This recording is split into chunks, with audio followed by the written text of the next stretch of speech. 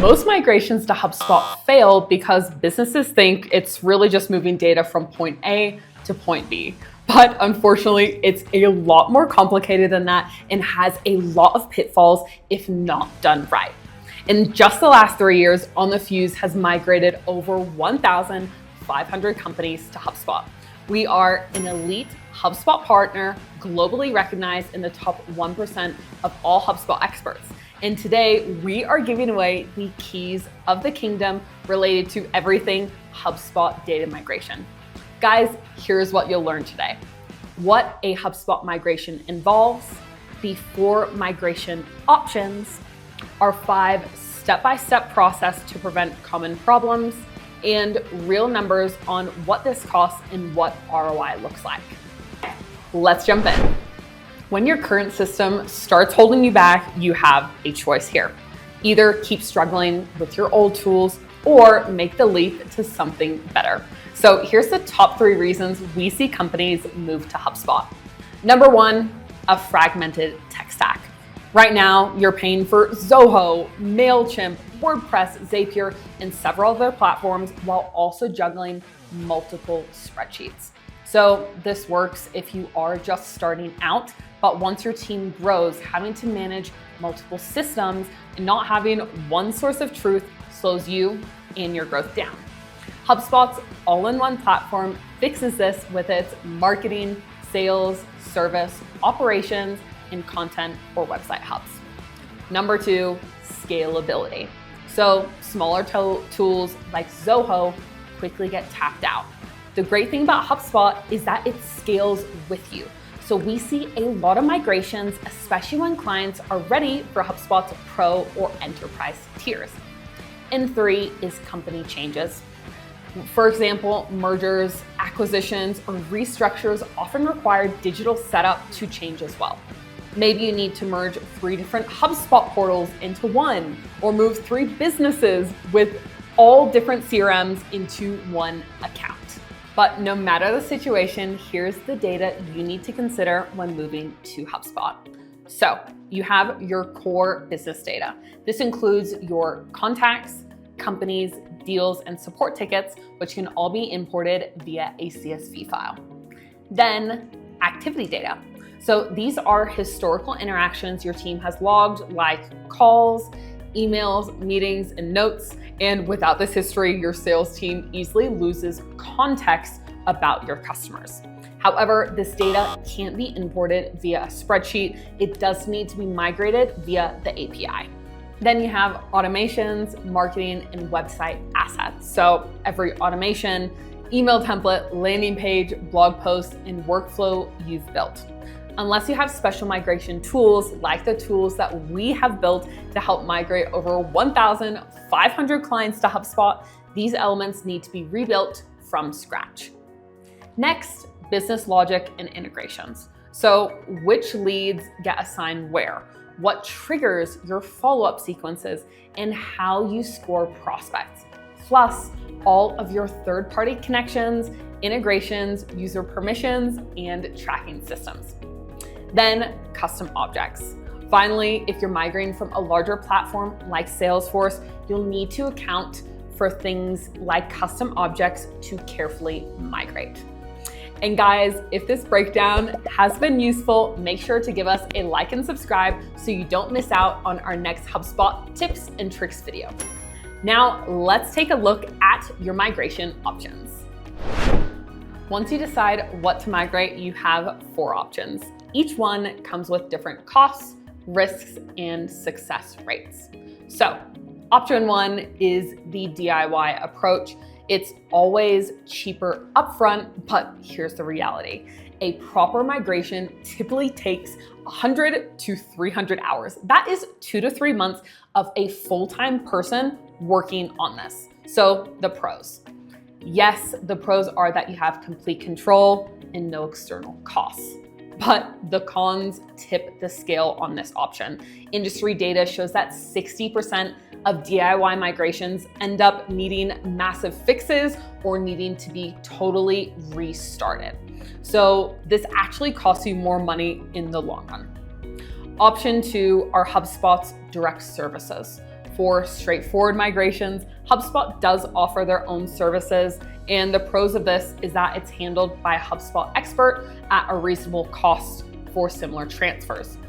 Cons is we don't recommend this option if you need to move more than basic CSV data because it's very limited. There's no custom workflows, advanced reporting, or complex integrations included. Also, HubSpot services are more focused on coaching you, so if you're really busy, we would recommend going with a done-for-you solution. Number 3 are using HubSpot partners. This is great for busy teams wanting experts done-for-you services. A HubSpot partner is your best option. Pros here: custom strategy, expertise with complex data relationships, handles all the assets and integrations you need, and provides training or ongoing support. This massively minimizes business disruptions. Cons: depending on the partner, this can cost you a lot more, but you are paying for that expertise that prevents expensive, long-term mistakes. Partners like us typically have special migration tools that take less time and headaches to successfully complete your HubSpot migration. Lastly, we have freelancers or independent consultants. It's a nice middle ground. So your pros, it's often more affordable than agencies, and they do offer personalized attention, and many are highly qualified with deep HubSpot knowledge. Cons: there is limited capacity for large multi-department migrations involving dozens of integrations and complex workflows. So we do recommend choosing your option based on the level of expertise needed, not just your budget. Why do 60% of DIY migrations fail?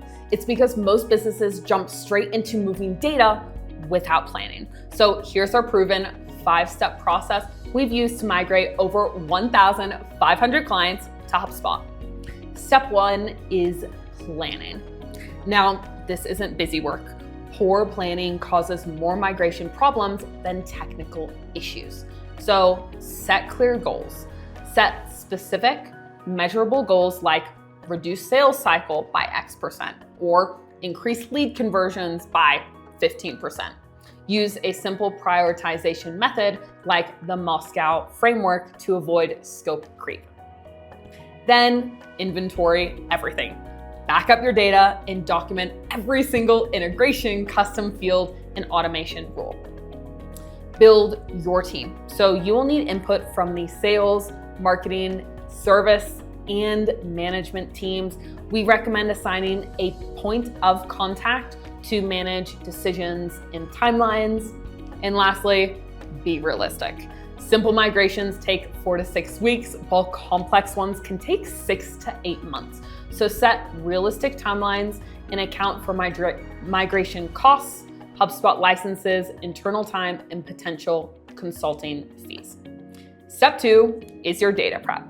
So data can actually make or easily break your migration. Make sure to remove duplicate records and standardize data formatting like phone numbers, emails, and job titles, and remove any outdated records. Then map your data. Create a blueprint that maps how your old system's data, fields, properties, and objects fit into HubSpot. For example, an account in Salesforce becomes a company in HubSpot. Then clean house. You don't want to transfer everything. Archive old campaigns, broken workflows, and outdated pages. This is your digital spring cleaning to make sure you don't recreate old inefficiencies in HubSpot. With clean data and clear mapping, the technical part becomes more manageable. Now, configure HubSpot. Set up user accounts, permission levels, dashboards, and branding. You can check out this video to get the full setup guide. Then import data. So using unique identifiers to reduce duplicates, which is an email for your contacts and a domain for companies. Then you'll need to rebuild your assets, recreating your emails, workflows, and landing pages. This does take time, but it ensures maximum accuracy. And finally, reconnect your integrations and third-party apps. Guys, this checklist covers everything data prep you need to know to launch optimally. So make sure to grab it using the link in the description. It is based on having successfully completed over 1,500 migrations, so you don't want to miss out. Link in the description to grab it. Step 4 is testing. So before switching all your team over, verify everything works. Here is what to look for. First, run test migrations. Try small sample batches of about 100, and this validates data mapping and issues without any risk. Then, quality assurance. Verify data accuracy across imported records, test workflows in a restricted environment, check that your emails and pages display properly across browsers and devices. Finally, cutover. Choose a low activity weekend for the switch. Have your team ready to monitor. After payment confirmation, initiate full data transfer and deploy your team. Step 5 is post-launch optimization. So launching HubSpot is just phase 1. Now you need to optimize items for maximum adoption. It all starts by training your team. Provide multiple training formats like live sessions, video tutorials, and hands-on practice time. Train core functionality first, then go into advanced features. Next, monitor performance. Track your user adoption, data quality, and system performance for several weeks. Address issues immediately before they become habits. And set rules. Create data entry standards, field update procedures, and system maintenance schedules. So we do recommend assigning a data steward in each department and regularly doing data cleanup to prevent your new system becoming messy like your old one. This 5-step process gives you the framework, but you're probably wondering about the investment involved. So let's break down the real cost of a migration. Understanding the real cost prevents budget surprises and helps you calculate ROI. So your investment breakdown, we have direct costs first. These are one-time migration fees and ongoing HubSpot licensing. Basic plans start at around $30 monthly, but Pro or Enterprise plans cost hundreds a month. Then we have our hidden costs. These are internal resource times, and this is your biggest hidden expense. For DIY migrations, calculate the hourly value of everyone involved multiplied by the hours spent on the migration instead of revenue activities. Failed migrations require expensive HubSpot fixes later on. Next, measuring ROI. So, build your business case with this framework in mind. Calculate current total costs of your existing system. Then estimate total HubSpot investment. And this includes all of your licenses and migration costs. Then quantify improvements. This could be productivity gains, faster sales cycles, better conversion rates, or more sales. The formula here is the total improvements minus total HubSpot costs over migration investment multiplied by 100. Done properly, organizations see ROI from 500% to 1,500% in 1 year. And here are your success metrics to aim for. We recommend a 90% user adoption rate, 15 to 20% sales cycle reduction, 30 minutes saved daily per user, and a 95% data accuracy. And guys, based on your goals and internal bandwidth, remember that you need to choose the option that is best for your company and your needs. So if you have basic needs and technical expertise in-house, HubSpot's native service or a DIY approach might be best. However, for complex migrations or for busy teams who want to stay focused on strategy and growth, we offer 30-minute complimentary consultations with a HubSpot expert. During these consults, we assess your HubSpot needs and create an affordable custom migration plan. Use the link in the description to speak to us today. Now, let's wrap everything up with common mistakes to avoid and your next steps.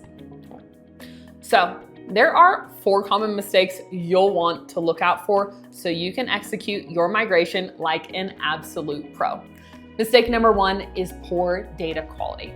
Make sure to clean your data before migrating, not after. Messy data just brings your old CRM problems into your new CRM. Mistake number 2 is no team buy-in.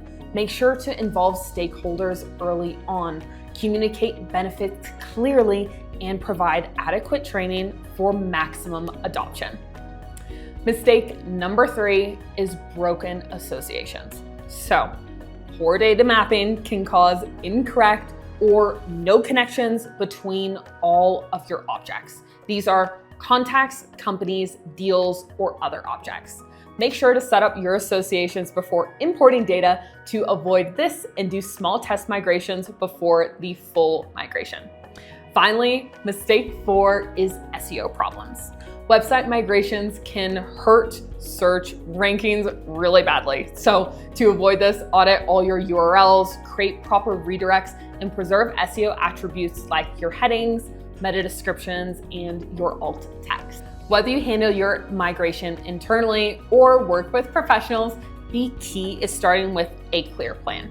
So don't let analysis paralysis keep you stuck with your current system that is holding your company's growth back.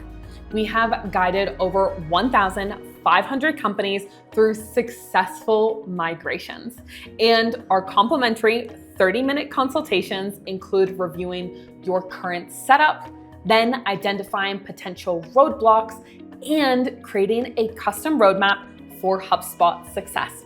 So guys, if you are too busy for DIY, book that call using the link in the description. That is all for today. We will see you in our next video. Bye.